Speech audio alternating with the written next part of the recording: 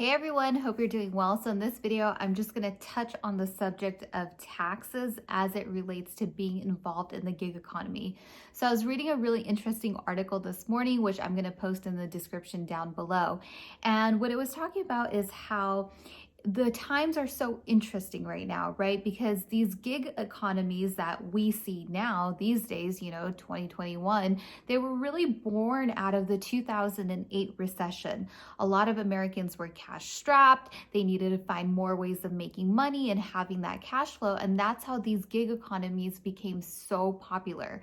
We saw it happen with Uber and Lyft. There's Fiverr, Etsy, Airbnb, now Turo. And there's so many people that want to really get involved in this type of business because the barrier to entry is so minimal. It's so easy to get in and get involved. But with that said, you have to really keep in mind the pattern of where these businesses are going and really how you can be best prepared to get involved in a market like that. Or if you're already involved, how do you navigate the taxes? Now, first, let's talk about some patterns and trends, right? Between 2010 to 2020, they reported that there was a 15% increase in the number of independent contractors or freelancers that got into gig economies. That is a huge number. And now going into 2021, everyone is anticipating that these gig economies are going to become even bigger. There's going to be more marketplaces that emerge in all types of industries and sectors. And so many people are going to make this a part of their lives. It's becoming more and more normal. It actually already is super normal, right? Maybe you still have your job and you're doing, Uber or Lyft on the side. Maybe you got laid off or you got furloughed or your company went out of business because of the pandemic. So you had to do something quickly. You had a car, so you decided to list it on Turo. These stories are dime a dozen and they're going to continue to become more and more common as time goes on. I think it was saying something like 48% more freelancers joined the Fiverr platform in 2020. That's crazy. Fiverr was already really big, and for an additional 48% increase in that platform, that just goes to show you that these marketplaces aren't going anywhere and they're only going to get stronger and stronger. And with that, there are some pitfalls because there isn't necessarily a whole lot of education when it comes to best practices for any marketplace. And one of those areas is taxes. Tax season's right around the corner. I know I'm getting ready for it. And if you aren't, you should be. And if you're not in a marketplace, then this is something that you should definitely think about because it's very important to, one, protect yourself, and two, to be prepared for how the taxes work so that you don't find yourself in a position to where you end up with a huge tax liability or you don't know how to go about taxes, because when you are in these marketplaces, you're 1099, you're an independent contractor, meaning you don't pay your taxes up front, you pay them after the fact. So what does that mean? That means you have to track your expenses. You have to be really diligent about, whether your money is going to your personal or if you're set up as a business and you're incorporated, that it's going to your business account. You never want to mix the two because that can make things very complicated. So this article actually cited a few really good things that I wanted to just read to you guys because I am not by any means a tax professional. In fact, taxes are not my strong suit at all, but I have an amazing relationship with my CPA, and that is what has really kept me on a great path. And I'm going to talk about that in a second, but let's read some of the stuff that is mentioned in this article about taxes that I think not a lot of people are really aware of. Any income a freelancer makes from their work is taxable, even if you don't get an official tax form from the client. So just because you don't get, a W-9, I believe, or 1099, that you're still liable, it's late, for those taxes. You still do have to report them. You have to file your taxes. It's not just free money because you're in a gig economy. So that's really important. Self-employed workers have to pay full payroll taxes, which traditional employees split with their employers, though freelancers can claim half their payment as a deduction. Freelancers have to track their income and document any work-related expenses they want deducted. You can even score a deduction for your new ergonomic mouse under the home office deduction. So as you can tell, there's probably a lot of details as to what counts as a deduction, what percentage of that expense you can deduct. It can really get nitty and gritty, especially now that we have a strong work from home culture going on. Gig economies are very unique. So with all of that said, where do you start? How do you know what to do and where to begin and how to best prepare yourself? So my number one piece of advice for anybody, and I've been doing this for the last decade, is to have a really good CPA or accountant in your corner. People really underestimate how valuable and resourceful CPAs are and just how much you can leverage them. These people are full of knowledge and they're full of experience and they can really guide you through your business.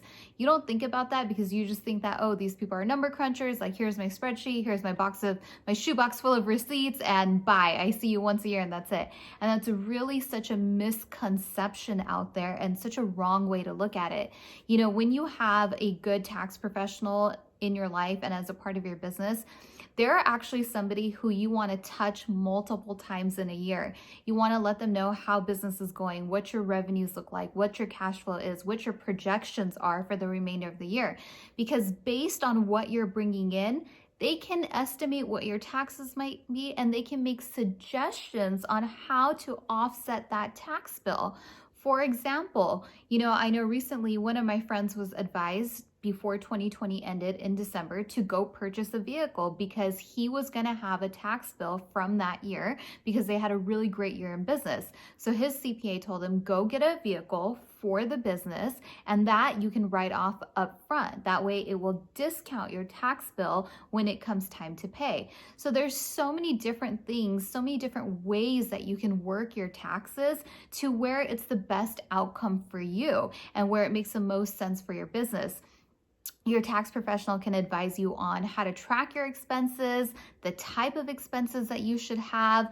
I mean, there's just so many things that they can help you with. For me, my relationship with my CPA is really unique in that when I talk to him, we don't even really talk too much about taxes. You know, I present him with my expenses, my revenues, everything that he needs, right?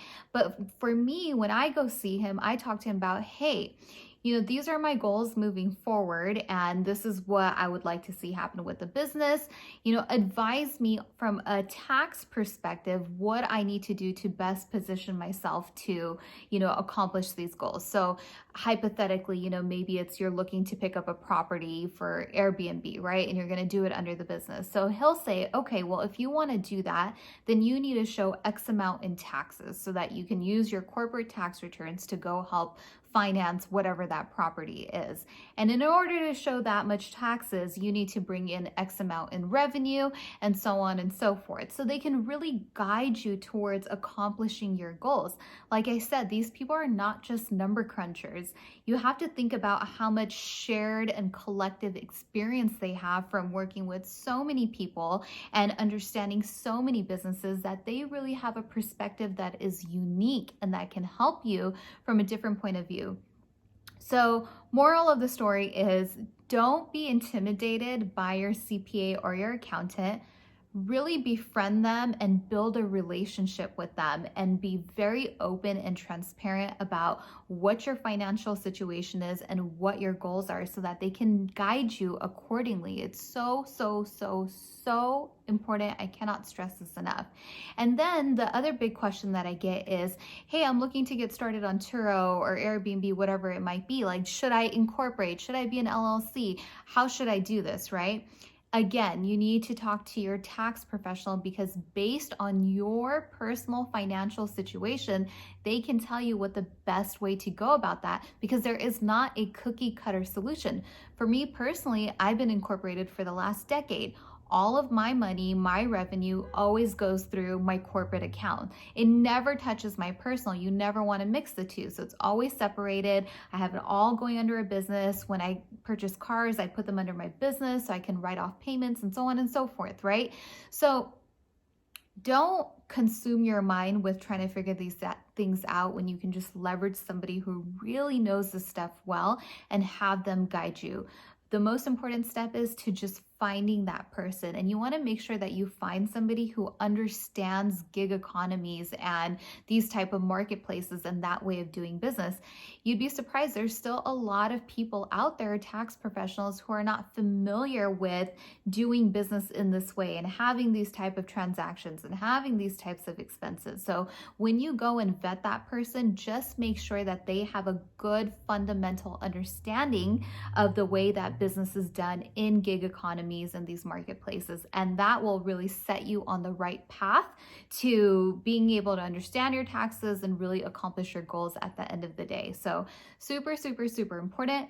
A link to this article will be in my description down below. There's some really good information there. So if you're in a marketplace of any sort, you definitely want to read it. And on that note, that is it for me. Thank you so much for watching, you guys. Once again, my name is Sima, and this is Sima's Experience. And if you like this video, please be sure to subscribe to my channel. Take care, guys. Bye.